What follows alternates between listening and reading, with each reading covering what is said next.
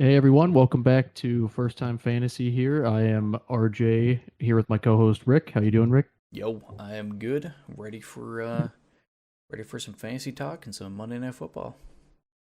Right. Well, first, apologize for missing a few episodes here. My Just a work couple. likes to ship me to another state and make me work 14-hour days, but I'm back in Pittsburgh and we're good to keep going now. It's actually about 5 minutes before the Monday Night Football game, so we'll keep this one short and sweet so we can get to that. Wearing the Mahomes jersey actually has a reverse psychology on the universe. I want Patrick Mahomes to fail tonight for fantasy purposes. I, So I I don't mind figure, it either. I don't mind yeah, figure if I cheer for him, the universe hates me enough that they'll it. they'll make they'll make him suck. So let's get to our waiver wire ads for this week.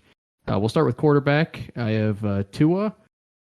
It's obvious that Miami isn't really exactly thrilled with his play with all the Watson rumors, and I can't really blame them going for somebody like Watson.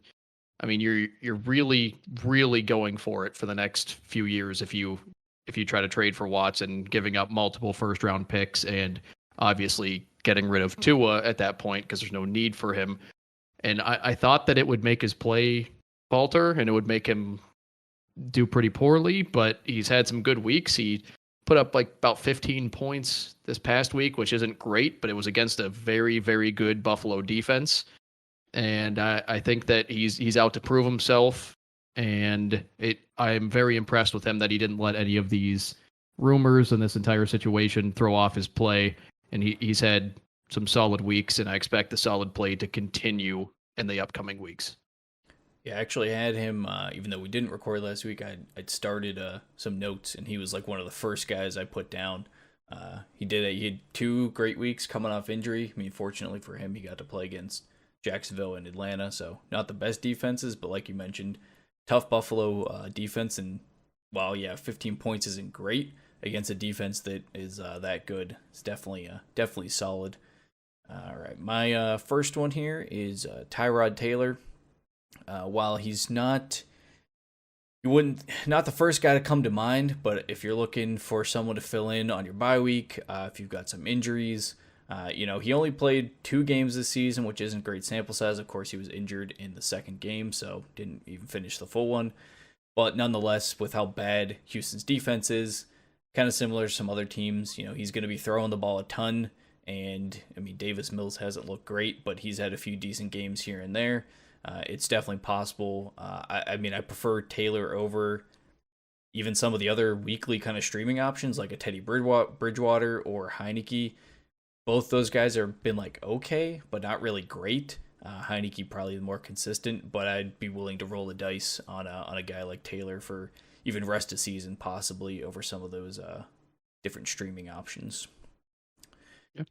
And then I go ahead. I was just gonna say we both had Taysom Hill if that's what you Oh were yeah, gonna talk about. yeah. I was just gonna Um, mention Taysom. I mean, obviously James is done for the season. The only thing you probably need to worry about is, I guess, for you in particular, you know, Hill might vulture some touchdowns because they're probably gonna have more designed runs. Kamara maybe loses out on a couple of those, but I mean Hill's now a starting quarterback, and I don't think there's any reason if you same thing injuries, bye weeks. It's or if you're like me and you're a Dak owner, you never know what the hell if he's gonna play week to week. You know, not a bad ad. yeah, and especially with I mean, there's been really no news about it, but Michael Thomas has to be coming back somewhat soon, and people make fun of him for just doing the slant routes like 5 yards and just racking up the receptions. But that's huge for a quarterback, especially one who's not as talented, not as gifted as some of the other quarterbacks in the league in that tough division. He's Hill will be a much better ad when Michael Thomas went if Michael Thomas returns. Yeah, I was say that might be a big Yeah, if, and yeah, like you mentioned, Hill not the best passer. If we remember the preseason, it was Jameis MVP chance by the time preseason was over. I think so. If I remember, Hill did not look great. Of course, preseason, not the actual season. You're not always playing against starters and stuff like that. But if anything, I think the value probably just comes because he's halftime he's going to be a running back anyway, so he's going to rack up some decent yardage and probably just steal touchdowns from a guy like Kamara or even Ingram possibly. So Yeah, there was that guy, or not that guy, that time last year where they had him on there as a QB and a tight end. So yeah. I was able to pick him up and play him as a tight end when he was starting, got like 30 points out of my tight end.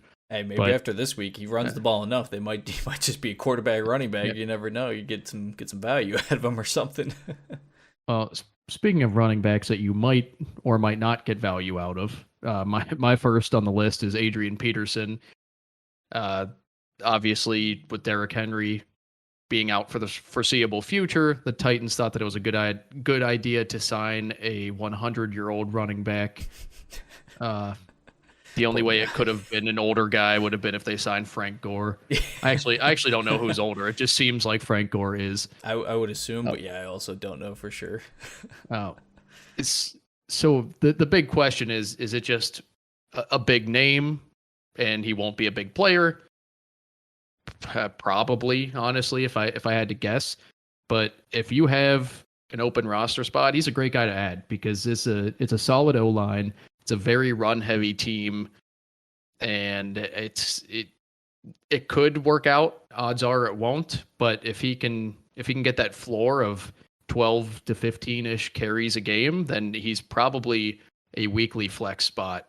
But that's a big if. And Rick, I believe on your list, you have the other option in the Titans run game. Yeah, I mean, I kind of had McNichols listed here, but then, once you had AP, I was like, all right, well, I'll give you the other side of it. And the only main thought here is that McNichols he's been with the team for longer, and we don't actually know at this point who will not even just be the starter, but who's going to get the work. Like I'm basically just going to be watching for the reports throughout the week.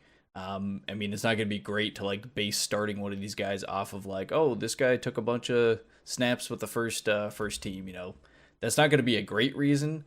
But if I had to lean towards one, I would just go with McNichols because he's already been there. He's going to be a little bit more familiar. So he might just get some more work, and it's not going to feel like a great ad because AP could literally just come in and vulture a touchdown and it might not matter. So, I mean, vice versa. It could be the same thing for AP where he gets a bunch of rushes, McNichols comes in, scores a touchdown, and both those guys are like worthless because they score under 10 points or some shit like that. Like, it's definitely possible, but you probably, like you said, it's a good ad, at least a stash most likely.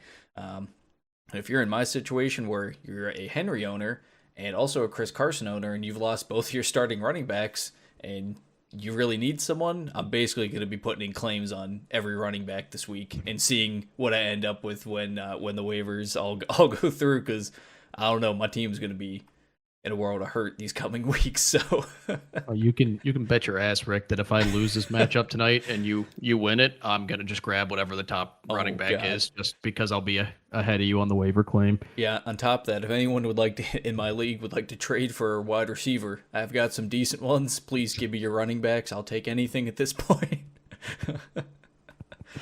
All right. So a few of my I've got a few others here as well. Kenneth Gainwell was a big ad last week with Miles Sanders going down, and then we saw him do essentially nothing this week besides getting a bunch of carries in garbage time, and of course the Eagles blew the Lions out. You saw Boston Scott getting the start and playing pretty much splitting snaps with Jordan Howard. Those two might also be decent ads. You could see Gainwell get more work next week. It was a little strange only because Boston Scott had like basically not played the whole season, and you obviously knew he was going to see some time with Sanders going down. But yeah, Howard and Scott essentially split carries, and Gainwell only got time towards the end of the game there in a blowout. So once again, I don't feel like they're going to be great ads, but like I said, in my case, when you're missing two of your running backs, I'm pretty much submitting claims on everyone and seeing what sticks. So. And then, last one here, Mark Ingram. He obviously got traded to the Saints, which instantly improves his value. And kind of similar to Taysom Hill, there's a chance he vultures some of that work from Kamara. He'll definitely see some carries and possibly, I think he saw a few targets this past week. And maybe he vultures a touchdown in there somewhere. He's probably to me, I'd prefer to maybe have him and be in a good offense and have a chance. Not that the Titans or Eagles have poor offenses, but I feel like if I had to put money on any of these guys to actually be useful, either rest of season or at least this coming week, I probably want to grab Ingram there. But not great options, not the best. No, not really, but not terrible. So moving on to the pass catchers.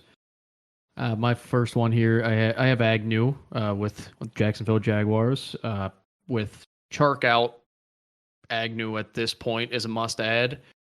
After seeing the underlying numbers from the past few weeks, I mean, he had, let's see here. Before the bye, he had 6 targets in that game. The week before that, he had 7 targets. This week, he had 12 targets. Now, Trevor Lawrence threw 54 times, so the odds of having 12 targets every week is unlikely, but I mean, that's almost a quarter of the targets, and even if that keeps up, that's between 5 and 10 easily a week, and anything like that with target volume warrants at least some consideration. And I don't know if I would start him next week, maybe if you have some players on bye and you need to, but I think that he's a bench stash and a flex player in deeper leagues solely because of his target share and because that team is so bad that they're usually going to be trailing and throwing very, very often. Yeah, pretty much since we both had this guy jotted down, I had essentially the same notes of, Lawrence is throwing, I mean, this is a season high, 54 pass attempts. I mean, Agnew's going to get, between 5 and 10, I think is definitely reasonable, and I wouldn't be shocked if it is closer to 10, but you probably want to see him do that maybe one more week to actually earn that flex spot. But he could definitely be a good guy that's going to cover some of your bye weeks and especially in deeper leagues. All right, my ad this week though is going to be Brandon Ayuk. Unfortunately, he's been pretty much one of the biggest fantasy busts so far this year. Everyone had pretty high expectations, but he hasn't really done anything. And then there's been a lot of, every week it seems like they're asking Shanahan, hey, what's going on with him? And they're always saying he needs to get more work in. He needs to practice more because he did miss a lot of time. I don't believe he played in the preseason, or he played very limited amount. But there was just some news Monday night that Debo Samuel is nursing a calf injury.